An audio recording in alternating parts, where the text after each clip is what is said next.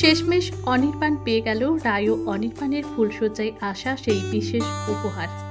অনির্বাণ কি ভুল বুঝবে রায়কে? জি বাংলার জনপ্রিয় ধারাবাহিক মিঠিচোরায় চলছে জমজমাট পর্ব। শেষমেশ অনির্বাণের হাতে এসে পৌঁছালো রায় অনির্বাণের ফুলশয্যায় আসা সেই বিশেষ উপহারটি।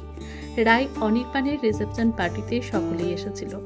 সকলের আশীর্বাদ ভালোবাসায় ভরে উঠেছিল রায়ের নতুন সংসার।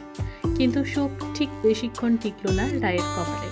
শেষমেশ এসে গেল সেই অভিশপ্ত সময়, যখন রায় ও অনির্বাণের ফুলশয্যার একসাথে বিশেষ উপহার পেয়ে অনির্বাণের হাতে পড়ল সেটা।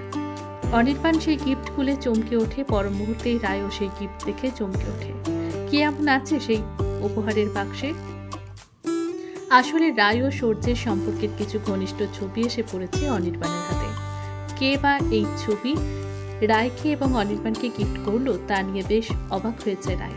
যদিও রায় অনির্বাণকে বারবার বোঝানোর চেষ্টা করে যে সবই মিথ্যে, কিন্তু অনির্বাণ কোনো কথায় বিশ্বাস করে না। সেই সঙ্গে সঙ্গে অবিশ্বাস করতে শুরু করে রায়ের উপর। তাহলে কি শুরুর আগেই শেষ হয়ে যাবে রায় অনির্বাণের সুখের সংসার? কে রায়ের এত বড় ক্ষতি করতে চাইছে, সূর্য নাকি নীলু? রায় কি খুঁজে বার করবে সত্যিটা?